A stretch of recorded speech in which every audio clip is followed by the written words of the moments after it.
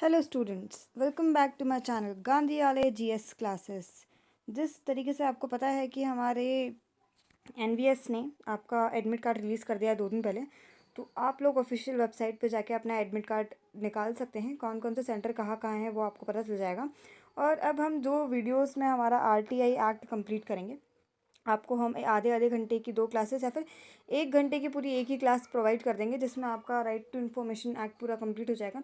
इसके साथ साथ मैं आज अगर आरटीआई डाल रही हूँ तो कल आपका लीगल सर्विस एप्टीट्यूड का जो एक्ट है वो भी मैं कल ही मैं डाल दूँगी। इन दोनों एक्ट को मैं आज और कल में प्रेजेंट कर दूँगी आपके सामने, तो आपको बस रिवीजन करना रहेगा, एक बार रीड करना रहेगा। राइट टू इन्फॉर्मेशन एक्ट, जैसे कि आप देख रहे हैं कि मैंने यहाँ पे एक प्रिंट लिया है। हमारा राइट टू इन्फॉर्मेशन एक्ट 2005 में सबसे पहली बार इम्प्लीमेंट हुआ था। उसके बाद 2019 में इसको अमेंड किया गया था। तो जैसे हमारा पॉक्सो एक्ट था, पॉक्सो एक्ट को हमने पहले जो फर्स्ट रिलीज़ हुआ था तब देखा था। उसके बाद जब अमेंड हुआ था उसके बाद हमने उसके अमेंडमेंट्स देखे थे कि कहाँ कहाँ किस किस चीज़ में हुए।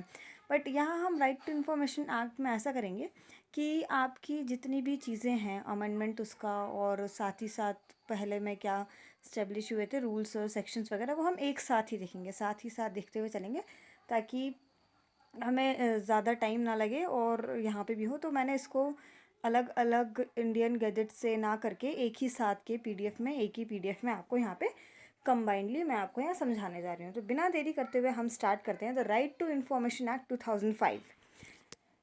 इसमें मैं आपको पहले एक बार ओवरव्यू दे देती हूँ कि हमारे इसमें कितने चैप्टर्स हैं और कितने सेक्शंस हैं। हमारे राइट टू इन्फॉर्मेशन एक्ट में हमारे चैप्टर्स हैं 6, और 6 चैप्टर में आपके टोटल सेक्शंस हैं 31।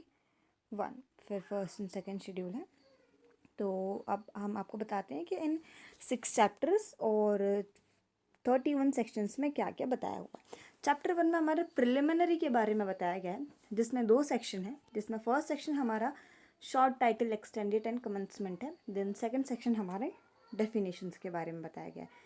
चैप्टर 2 की अगर हम बात करें तो चैप्टर 2 में हमारे चैप्टर का नाम है right to information obligation of public authorities. अब इसमें हमारे 3 to 11 सेक्शंस हैं, जिसमें थर्ड सेक्शन में right to information, fourth section में obligation of public authorities, 5 section में designation of public information officers है, सिक्स सेक्शन में हमारा request for obtaining information, 7 section में disposal of request, then 8 section में exemption from disclosure of information, 9 section में grounds for rejection to access in certain cases, then 10th section में है हमारा severability, 11th section में हमारा थर्ड पार्टी इन्फॉर्मेशन है।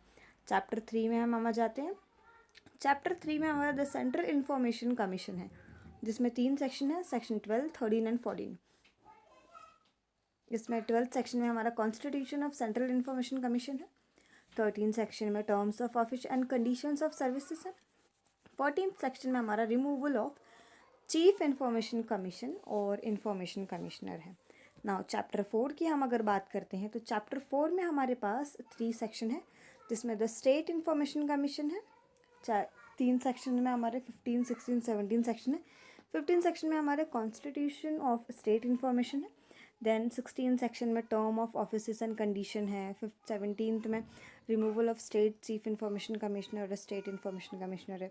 Chapter 5 की हम बात करते हैं तो चैप्टर 5 का नाम है powers and functions of the information commission, appeal and penalties.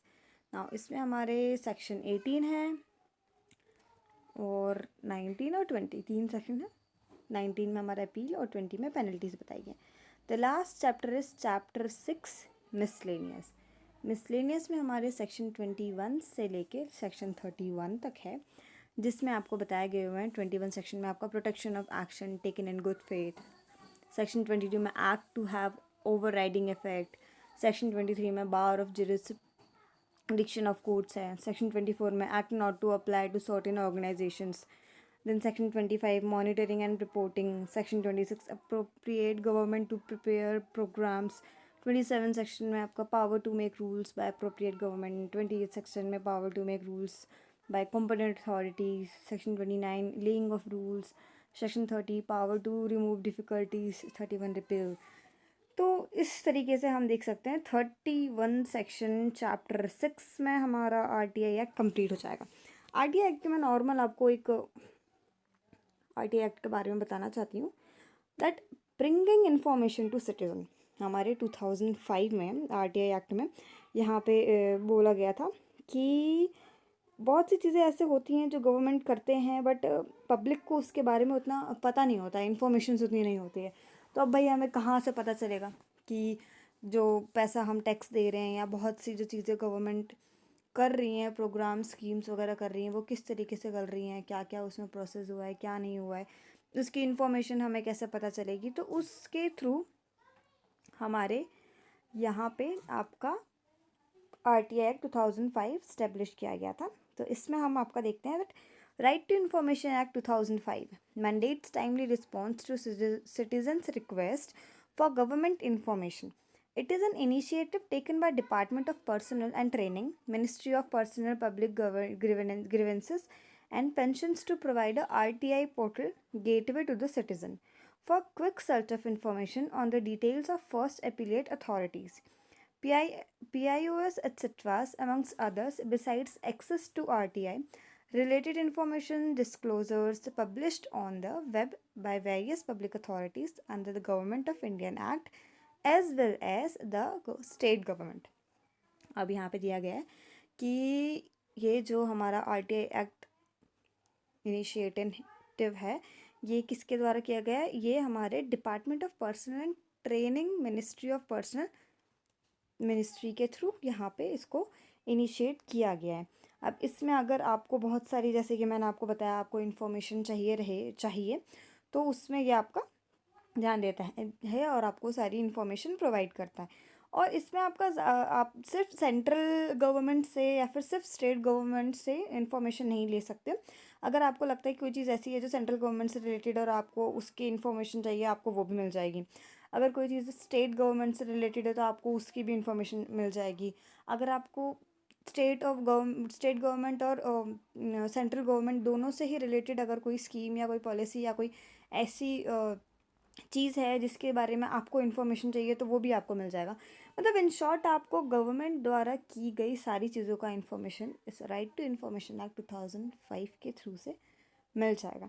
अब ये डिटेल्ड में क्या है, किस टाइप की इन्फॉर्मेशन आपको मिल सकती है, कौन कौन सी, अब इन्फॉर्मेशन देने के लिए आपका प्रोसेस क्या है, स्टेट इन्फॉर्मेशन कमिश्नर का क्या रोल है, सेंट्रल इन्फॉर्मेशन कमीशन का क्या रोल है, इन्फॉर्मेशन क्या हम ले सकते हैं क्या नहीं ले सकते, वो अब हम यहाँ पे डिटेल में स्टडी करेंगे। Now the right to information act 2005, an act to provide for setting out the practical regime of right to information for citizens to secure access to information under the control of public authority in order to promote transparency and accountability in the working of every public authority, the constitution of a central information commission and a state information commission, and for matters connected therewith or incidental thereto.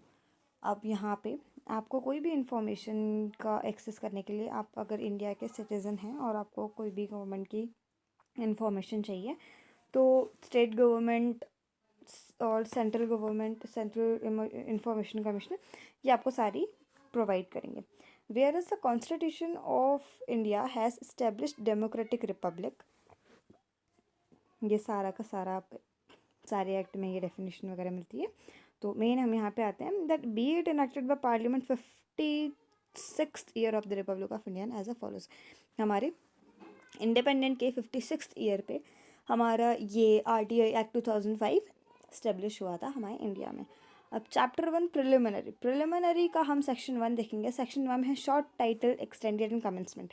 अब इसमें क्या दिया हुआ है, this act may be called the right to information act 2005। इस act का नाम 2005 है। It is extended in whole of India. अब 2019 में जब इसका अमेंडमेंट हुआ था उसके बाद इसको होल इंडिया कर दिया गया, बट जब 2005 में ये रिलीज़ हुआ था तब ये होल इंडिया था, but not in Jammu and Kashmir, except Jammu and Kashmir. जब ये स्टार्टिंग में रिलीज़ हुआ था, यहाँ पे आप ध्यान दीजिएगा, तो 2005 में जब ये एक्ट स्टेब्लिश हुआ था तो पहले ये not in Jammu and Kashmir था, बट 2019 के अमेंडमेंट के बाद इसको ऑल ओवर इंडिया में कर दिया गया है, include Jammu and Kashmir. Now definitions में आ जाते हैं हम सेक्शन 2 में। In this act unless the context otherwise requires. अब फर्स्ट में अप्रोप्रिएट गवर्नमेंट। अप्रोप्रिएट गवर्नमेंट का क्या मतलब होता है, means in relation to a public authority which is establish constituted on controlled और potentially financed by funds provided directly or indirectly by the central government or the union territories administration, the central government, or by the state government or the state. Appropriate government वो होता है कि मान लीजिए कि कोई भी पब्लिक अथॉरिटी अगर बनी है जो किसी भी इससे इस्टेब्लिश हुई हो, खरीदी गई हो, कंट्रोल की जा रही हो, कॉन्स्टिट्यूट की गई हो, डायरेक्टली हो चाहे इनडायरेक्टली, अगर उसको फंड या फिर उसमें इन्वेस्टमेंट गवर्नमेंट ने किया है, चाहे वो स्टेट गवर्नमेंट हो, सेंट्रल गवर्नमेंट हो, यूनियन टेरिटरी हो, कोई भी हो, वो हमारा जो बॉडी रहेगा उससे अप्रोप्रिएट गवर्नमेंट कहा जाएगा. नाउ सेक्शन 2 का सब सेक्शन बी है central information commission. Central information commission की क्या डेफिनेशन है हम देखते हैं. That means the central information commission constituted under sub section 1 of the section 12. Section 12 के सब सेक्शन 1 में जो डेफिनेशन और बॉडी डिफाइन की गई है वही हमारा सेंट्रल इंफॉर्मेशन कमीशन है. नाउ सेक्शन 2 के सब सेक्शन सी में हम अगर देखते हैं the central public information officer means the central public information officer designated under the section subsection 1 and includes a central assistant public information officer designated as subsection 2 of section 5. section 5 और subsection 1 में हमारा इनको define किया गया. Now D पे हम आ जाते हैं. द चीफ इंफॉर्मेशन कमिश्नर और information commissioner means the chief information commissioner and information commissioner appropriate under section subsection 3 of the section 12. Section 12 के सब सेक्शन 3 में हमारे इसको डिफाइन किया गया. अब हम ई पे आते हैं. कॉम्पिटेंट अथॉरिटी का क्या मतलब होता है. Competent authority is the speaker in the case of house of the people or the legislative assembly of the state or a union territory having assembly and a chairman in the case of council of state or legislative council of a state. Then the second part is the chief justice of India in the case of Supreme Court, the chief justice of High Court in the case of High Court, the president of governor in the case D in the case of other authorities established or constituted by the constitution, the administrator appointed under article 239 of the constitution. अब इनका हम define कर देते हैं. Second point से define करते हैं, easy आपको समझ आएगा. अगर सुप्रीम कोर्ट की बात चलती है तो वहाँ के चीफ जस्टिस ऑफ इंडिया हमारे कॉम्पिटेंट अथॉरिटी में आएंगे. हाई कोर्ट की बात चलती है तो वहाँ पे chief justice of high court हमारे कॉम्पिटेंट अथॉरिटी में आएंगे. अगर किसी भी कॉन्स्टिट्यूशनल बॉडी की बात चलती है तो स्टेट या सेंट्रल की बात करें तो स्टेट में हमारा गवर्नर और सेंट्रल में हमारे प्रेसिडेंट उस कॉम्पिटेंट अथॉरिटी में आएंगे. लेजिस्लेटिव असेंबली में स्पीकर और यूनियन टेरिटरीज़ की असेंबलीज़ में आपका हाउस ऑफ पीपल जो रिप्रेजेंट करता है वो. देन काउंसिल ऑफ स्टेट्स में वहाँ के चेयरमैन. काउंसिल ऑफ स्टेट्स जो होती हैं लेजिस्लेटिव काउंसिल असेंबलीज उसमें हमारे चेयरमैन आएंगे वहाँ पे जो कि कॉम्पिटेंट अथॉरिटी में डिफाइन है. अब यहाँ ये कॉम्पिटेंट अथॉरिटी जो है वो आर्टिकल 239 ऑफ कॉन्स्टिट्यूशन के 239 में भी कॉम्पिटेंट अथॉरिटी को डिफाइन किया गया है. Now information. What is information. ये बहुत बेसिक सी चीज़ें हैं. ये इसकी बहुत बेसिक है बट बहुत इंपॉर्टेंट है कि राइट टू इन्फॉर्मेशन एक्ट है तो but which type of information you can get. कौन सी इंफॉर्मेशन. तो यहाँ पे वो डिफाइन किया गया. Information means any material in the form of including records, documents, memos, emails, opinion, advices, press release, circulars, orders, lag books, contract reports, papers, samples, models, data, material held in any electronic form and information related to any private body which can be accessed by a public authority under any other law for the time being in force. अब in force हमारा जो सारी चीज़ें बोली गई थी मैं अभी मेरे द्वारा ऊपर, ये सारी चीज़ें उसमें इंक्लूड हैं चाहे वो पब्लिक अथॉरिटी ही क्यों ना हो. बट अगर मतलब प्राइवेट बॉडी ही क्यों ना हो बट पब्लिक अथॉरिटी के द्वारा उसको फंड दिए जा रहे हैं या उसको इंटरेस्ट दिया मतलब उसमें फाइनेंस किया जा रहा है तो वो उसकी सारी इंफॉर्मेशंस चाहे वो किसी भी फॉर्म में क्यों ना हो, पेपर फॉर्म में, डिजिटल फॉर्म में हो, किसी भी फॉर्म में हो, उसे हम इंफॉर्मेशन कहेंगे. What is the meaning of prescribed? Prescribed means prescribed by rule made under this act by the appropriate government or the competent authority as the case may be. इस एक्ट के द्वारा जो चीज़ें प्रिस्क्राइब की गई हैं, बताई गई हैं, वो मीनिंग होता है प्रिस्क्राइब का. Now what is public authority. अब पब्लिक अथॉरिटी क्या होता है वो बताइए। तो public authority means any authority और बॉडी और institutions of self government establish और कॉन्स्टिट्यूटेड, या तो उसको बनाई गई हो या तो कॉन्स्टिट्यूशन द्वारा वो डिफाइन की गई हो। अब उसमें पहले बाय और under the constitution, then second is by any other law made by parliament, by any other law made by state legislative, by notification issued or order made by appropriate government, and includes any body owned, controlled or substantially financed. Then second, non-governmental organization substantially financed directly or indirectly by funds provided by the appropriate government. तो कोई भी चीज़ constitution के अंदर आ रहा हो, अगर उसको parliament ने बॉडी बनाया हो, उस लॉ को बनाया हो, या स्टेट लेजिस्लेटिव ने बनाया हो, या अप्रोप्रिएट गवर्नमेंट ने बनाया हो, जो हमने डेफिनेशन ऊपर देखी थी, कुछ भी हो जो इंक्लूड करता हो, चाहे डायरेक्टली इनडायरेक्टली फंड्स दिए गए हो गवर्नमेंट के द्वारा, वो हमारी पब्लिक अथॉरिटी की डेफिनेशन में इंक्लूड होगी। What is records? Record includes any document, manuscript and files, any microfilm, microfiche and facsimile copy of a document, then any reproduction of images or images embodied in such microfilm, whether enlarged or not, and any other material produced by a computer or any other devices। जो भी सारी चीज़ें हैं public authority में अगर आती है तो वो हमारे लिए, पब्लिक के लिए, इस सिटीज़न के लिए, इंडियन सिटीज़न के लिए इंफॉर्मेशन है, वो रिकॉर्ड है, अगर हम चाहें तो हम मांग सकते हैं। What is right to information? Right to information means the right to information accessible under this act, which is held by or under the control of any public authority and includes the right to which rights: inspection of works, document records, then taking notes, extracts or certified copy of documents or records, then taking certified samples of materials, then obtaining information in the form of diskettes, floppies, tapes, videos, cassettes or any other electronics mode, or though printouts where such information is stored in a computer or any other devices।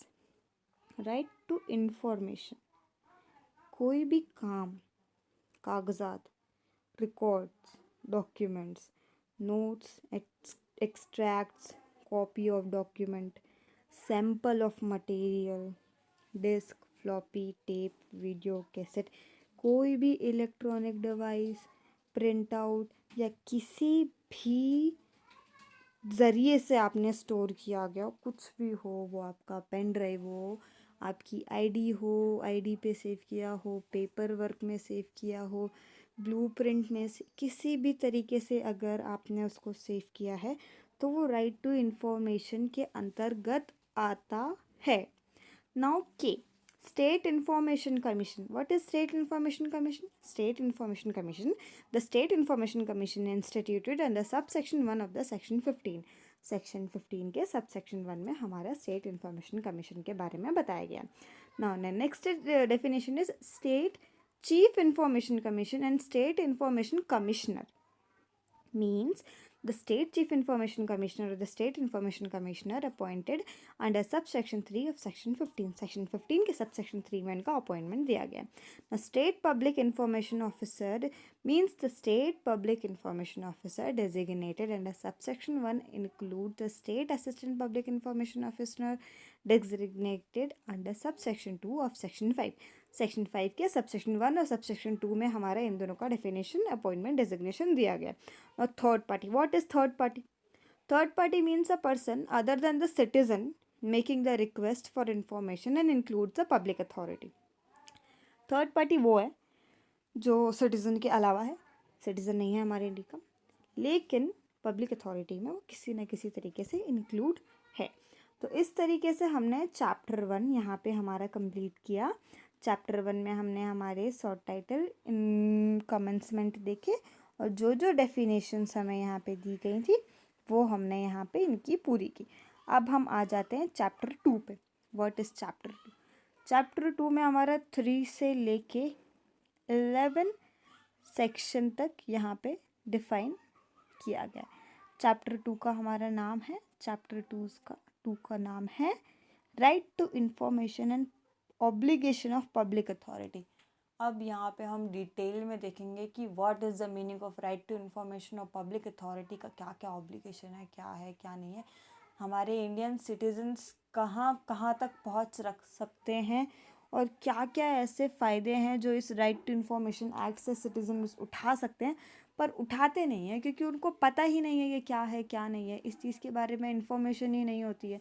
हाँ ठीक है, उनको तो ये भी नहीं पता होता है कि जो पैसे गवर्नमेंट खर्च कर रही है उस पर हम क्वेश्चन अराइज कर सकते हैं कि तुमने ये जो पैसे खर्च किए ये कहाँ खर्च किए, वो हमें बताओ भैया, गवर्नमेंट हमने आपको चूज़ किया, आप हमें बताइए। नहीं, वो उनको पता ही नहीं कि वो ऐसा क्वेश्चन अराइज कर सकते हैं।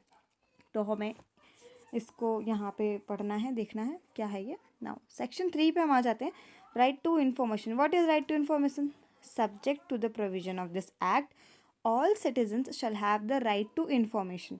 All citizens should have the right to information. Clearly यहाँ पे जो बताया गया है क्लियरली कि ये जो प्रोविज़न जो ये एक्ट निकाला गया है इसके थ्रू कोई भी सिटीज़न, इंडिया का कोई भी सिटीज़न, उसको राइट टू इन्फॉर्मेशन का राइट है कि कुछ भी इन्फॉर्मेशन, जैसे कि मैंने अभी बोला कि उनको पता ही नहीं कि क्या राइट है, क्या वो पूछ भी सकते हैं। नॉर्मली जो इंसान होता है, आम आदमी जो होता है, जो अपने रोज़मर्रा की ज़िंदगी में आपका सुबह उठना जाना, खाना पीना रहना, बस उसी में उलझा होता है, उसको तो अपने अपने राइट्स के बारे में नहीं पता होता है। तो राइट टू इन्फॉर्मेशन तो कभी कभी बहुत दूर की बात हो जाती है कि उनको इस बारे में पता भी होगा, बहुत कम लोगों को पता होता है।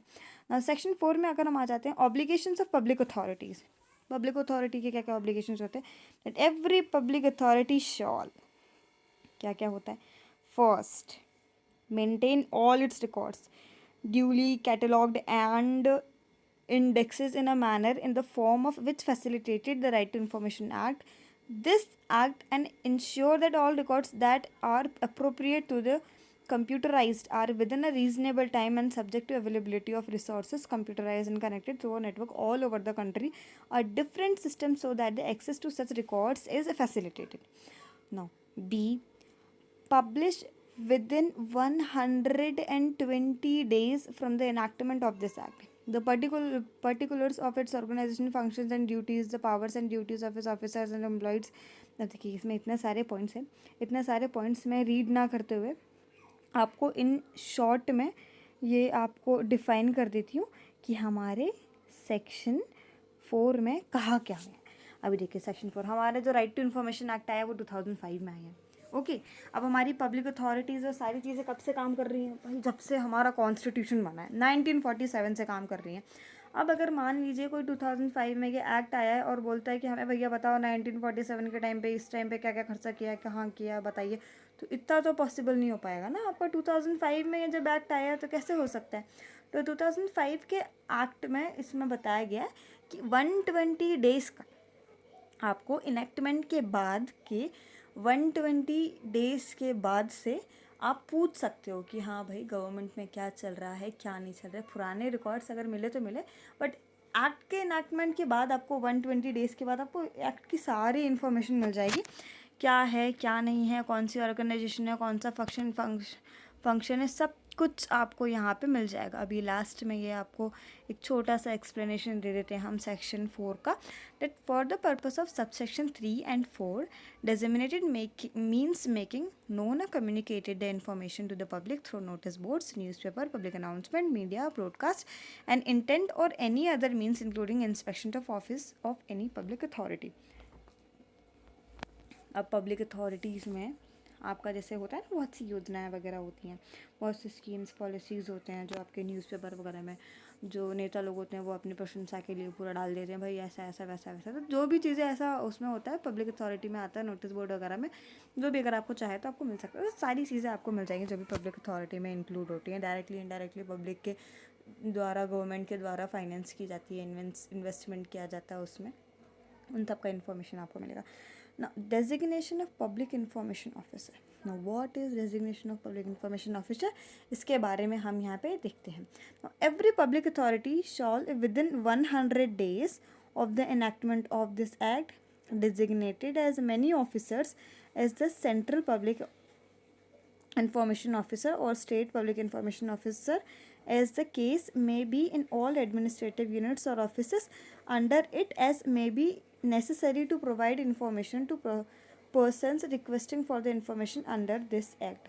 अब इस एक्ट के अंतर्गत कोई भी पर्सन अगर स्टेट से, सेंटर से, किसी भी इंफॉर्मेशन ऑफिसर से अगर इंफॉर्मेशन मांगता है तो उनको देना कंपलसरी है, वो मना नहीं कर सकते हैं। इन सारे पॉइंट्स में आपके सेक्शन 5 के पॉइंट्स में डिटेल में यही सारी चीज़ें अपनी उनकी गवर्नमेंट के गैजेट के लैंग्वेज से बताई गई है। ना सेक्शन 6 में हम आ जाते हैं। सेक्शन 6 में हमारा बोल रहा है रिक्वेस्ट फॉर ऑब्टेनिंग इन्फॉर्मेशन। अब भाई आप इंफॉर्मेशन लेने के लिए किस टाइप से रिक्वेस्ट डाल सकते हो, यह हमारे यहाँ बताया जा रहा है। तो आप इस पर कैसे डाल सकते हो, that a person who desire to obtain any information under this act shall make a request in writing or the electronic means in English or Hindi or in the official language of the area in which the application is being made compellable such fees as may be prescribed to। अब आपको information ऐसी थोड़ी मिल जाएगी, आप गए आप बोलो कि हमें इनके बारे में इन्फॉर्मेशन चाहिए, अभी निकाल के दो, जो भी है जैसा है फटाफट चाहिए, हमें हमारा हक है। नहीं नहीं नहीं नहीं, ऐसे बिल्कुल नहीं निकलने वाली है। आपको बाकायदा इलेक्ट्रॉनिक मीन्स मतलब टाइप करके, आपको इंग्लिश या हिंदी में टाइप करके रिक्वेस्ट देनी होगी राइटिंग में कि हमें इस चीज़ के बारे में इंफॉर्मेशन चाहिए।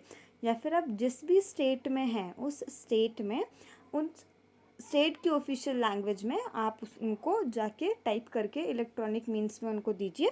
जो भी उस इंफॉर्मेशन अथॉरिटी का जो भी इंफॉर्मेशन का फ़ीस रहेगा वो आपसे चार्ज करेंगे, बिकॉज वो जो इन्फॉर्मेशन आपको देने वाले हैं, जिस मीन्स में देने वाले हैं, मान लीजिए पेन ड्राइव में देंगे, सीडी में देंगे, कैसेट में, या फिर डेस्कटॉप वगैरह में, अगर इन सब में देंगे तो उनका भी तो पैसा लगेगा ना। हाँ भाई, उनको भी तो वहाँ पे पैसा लगेगा। अब गवर्नमेंट के पास हाँ है, पैसा है, लेकिन ऐसा इतना भी नहीं है ना कि राइट टू इन्फॉर्मेशन के लिए, इन्फॉर्मेशन देने के लिए पूरा आपको कर दें, तो उसकी चार्जेस लगते हैं। डिपेंड करता है कि ऐसा क्या है वहाँ पे सारा इन्फॉर्मेशन के लिए लिखा होता है। तो इस टाइप से आपका रिक्वेस्ट आपको डालना होता है, और रिक्वेस्ट के साथ साथ वो आपको फ़ीस भी वहाँ पे उनको देनी होती है। और विद इन सम डेज़ आपको वो इन्फॉर्मेशन आपको मिल जाती है, जो भी डे प्रिस्क्राइब्ड होता है। मिनिमम 15 डेज़, 30 या 45 डेज़ मैक्सिमम होता है, आपको इन्फॉर्मेशन वहाँ पे मिल जाती है ना। सेक्शन 7 में हम आते हैं डिस्पोजल ऑफ रिक्वेस्ट। अब ऐसा नहीं है कि आपने कोई भी इन्फॉर्मेशन रिटर्न में डाल दी, फीस दे दिया और आपको मिल गया ना। कुछ कुछ रिक्वेस्ट ऐसी होती हैं जिसको डिस्पोज भी किया जा सकता है, हटा भी सकते हैं। आप किस टाइप से हटा सकते हैं, फर्स्ट पॉइंट पे देखते हैं। That is subject to the provision to subsection 2 of section 5 और the provision to subsection 3 of section 6, the central public information officer or the state public information officer, as the case may be on receipt or a request under section 6, shall an expeditiously as possible and in any case within 30 days of a receipt of the request either provides the information on payment or such fees as may be prescribed or reject the request for any of the reason specified in section 8 and 9। अब जैसे कि हमने section 6 में देखा था कि request डाली जाती है कितना, फ़ीस के साथ। अब मैंने आपको बोला था कि कुछ टाइम के अंदर आपको इन्फॉर्मेशन मिल जाता है। तो अब डिस्पोजल कैसे होता है, 30 डेज़ के अंदर अंदर उस रिक्वेस्ट रिसिप्ट के साथ साथ ही स्टेट इन्फॉर्मेशन या फिर सेंट्रल पब्लिक इन्फॉर्मेशन ऑफिसर क्या करता है, या तो वो पेमेंट का जो फ़ीस है वो वापस कर दे रिसिप्ट के साथ, या तो वो रिक्वेस्ट को रिजेक्ट कर दे जो हमारे सेक्शन 8 और सेक्शन 9 में दिया गया है उसके अंतर्गत, सेक्शन 8 और 9 के अंतर्गत वो वहाँ पे उसको रिजेक्ट कर सकते हैं उनकी रिक्वेस्ट को। इसको आप एक बार ऐसे यहाँ पे रीड कर लीजिएगा, सारा आपको दिया गया है प्रोसेस ऑफ रिजेक्शन वगैरह, कैसे क्या रीज़न क्या दे सकते हैं कि भाई ये आपका उस अथॉरिटी में नहीं आता है या फिर जो भी हो सारा। अब हम सेक्शन 8 देखते हैं, exemption from disclosure of information. Now notwithstanding anything contained in this act there shall be no obligation to give any citizen। अभी कुछ इन्फॉर्मेशन जैसे मैंने आपको बताई थी कि कुछ अथॉरिटी ऐसी होती है जो पब्लिक के अंदर आती है, लेकिन आप उसकी इन्फॉर्मेशन नहीं दे सकते हो कि नहीं, आप नहीं को क्लोज कर सकते हो उसका इन्फॉर्मेशन। ऐसा उनके एग्रीमेंट वगैरह में साइन होता है कि हाँ ठीक है, पब्लिक गवर्नमेंट आप हमें ये पूरा हमारा प्रोवाइड तो कर रहे हो, लेकिन ऐसा ना हो कि हम पब्लिक के लिए कुछ नहीं करना चाहते, हमारा फ़ायदा ही ना हो। मान लीजिए किसी कोई पब्लिक अथॉरिटी है, वो प्राइवेट सेक्टर को, प्राइवेट बॉडी को फाइनेंस करती है, तो फिर राइट टू इन्फॉर्मेशन के थ्रू एक सिटीज़न आता है, बोलता है कि मुझे इस कंपनी का पूरा इन्फॉर्मेशन चाहिए। अब भले वो राइट टू इन्फॉर्मेशन के थ्रू वो सिटीज़न आ रहा है, लेकिन क्या पता जिस कंपनी को पब्लिक मतलब गवर्नमेंट ने फाइनेंस किया है और जो पर्सन इन्फॉर्मेशन आ रहा हो लेने वो उसका कॉम्पिटिटर हो।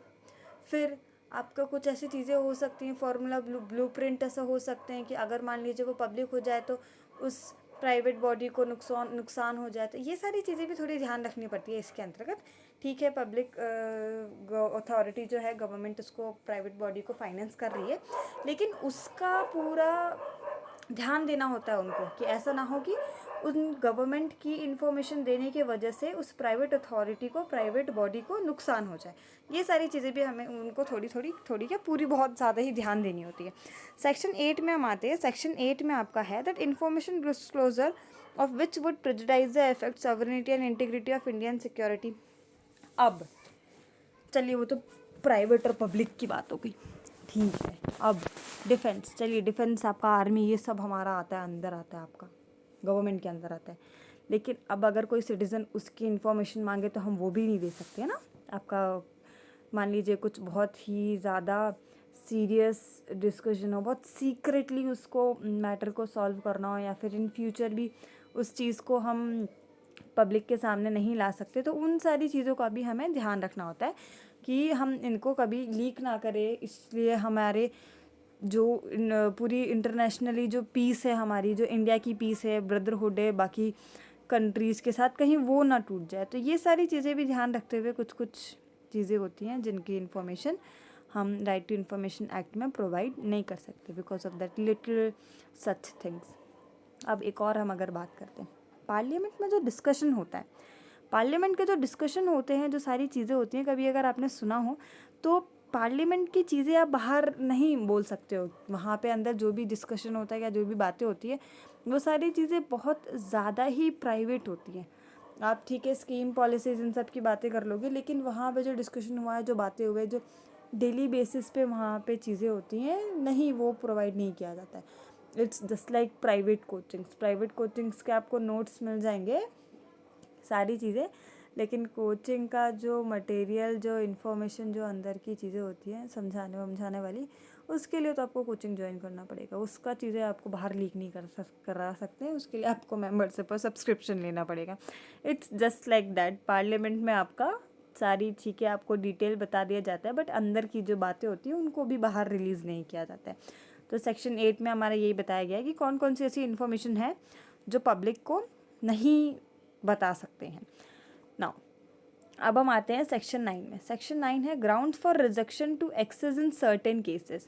अब कुछ केसेस में रिजेक्शन कहाँ कहाँ हो सकता है, तो इसको एक बार रीड कर लेते हैं। That without prejudice to the provision of section 8 a certain public information officer or state public information officer as the case may reject a request for information where such a request for providing access would involve an infringement or copyright substitution in a person other than the state। अब ये वही वाली बात होगी कि किसी और को अगर नुकसान हो रहा है उस इन्फॉर्मेशन से, कोई आपका कॉम्पिटिटर वहाँ पे इन्फॉर्मेशन मांग रहा है, तो भला आप वो इन्फॉर्मेशन नहीं दे सकते बिकॉज गवर्नमेंट नहीं चाहती कि वो जिसको हेल्प कर रही है उसके वजह से उसको कोई भी नुकसान हो। सेक्शन 10 में आ जाते हैं सेवरेबिलिटी। What is severability?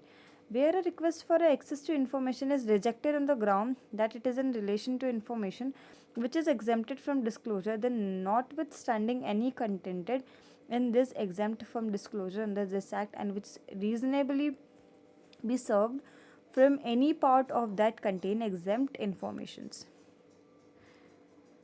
अब कुछ ये वही चीज़ें हैं सारी, कौन कौन सी चीज़ें आपकी वहाँ पे रिजेक्ट हो जाती हैं, कौन कौन सी नहीं हो जाती हैं, सारा आपका वही है। एक बार आप इसको बस रीड कर लीजिएगा ना। सेक्शन 11 में आते हैं हम third party information. What is third party information?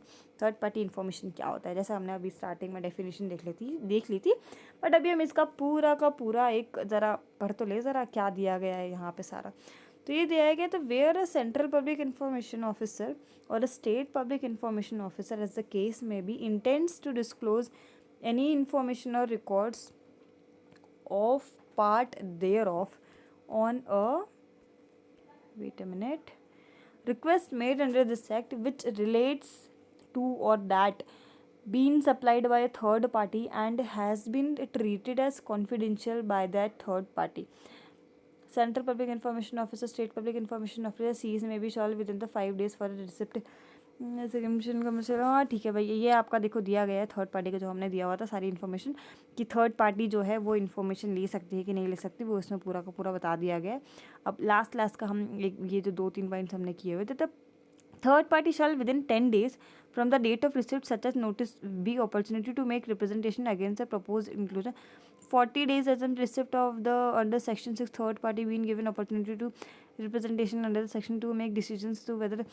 चलिए ठीक है, सुनिए आपका इसमें थर्ड पार्टी का जो डेफिनेशन है, which is not citizen, but वो जो थर्ड पार्टी है वो किसी पब्लिक अथॉरिटी से डायरेक्टली इनडायरेक्टली रिलेटेड है. अब उसको लगता है कि उसको इस चीज़ की इन्फॉर्मेशन चाहिए, सारी चीज़ें चाहिए, तो वो आपका विद इन 30 डेज़ और विद इन 40 डेज़ के अंदर अंदर अपना सारी चीज़ें बोल सकता है कि भाई मैंने रिसिप्ट डाली थी. आप 40 डेज़ के अंदर अंदर सारा इन्फॉर्मेशन वो आपसे निकलवा सकता है. तो this is what in chapter 2 my students. Now अब मैं आपको ये कहना चाहूँगी, ये हमारा 35 मिनट हो गया. चैप्टर 3 और बाकी सब हम नेक्स्ट वीडियो में अपलोड कर देंगे, क्योंकि 1-1 घंटे 2-2 घंटे का वीडियो देख के भी ऐसा एग्जॉस्ट हो जाता है लोग. मैं नहीं चाहती कि आप ऐसा कुछ होता है. 35-40 minutes is enough for video. आप इस वीडियो को एक बार देखिए, फिर मैं नेक्स्ट वीडियो में आपका चैप्टर 3 कंप्लीट कर दूँगी, चैप्टर 4 कंप्लीट कर दूँगी. आपका चैप्टर 3, 4, 5, 6 बचा रहेगा. 4 चैप्टर्स है, हम इसको नेक्स्ट वीडियो में कंप्लीट कर देंगे बड़े अच्छे से. उतने देर में आप इसको रीड करिए, रिवाइज करिए, सारा सब कुछ अपना करिए. Thank you students and have a nice day. अच्छे से तैयारी करिए, पढ़ाई करिए, और प्लीज़ लाइक करना मत भूलिएगा वीडियो को. Thank you.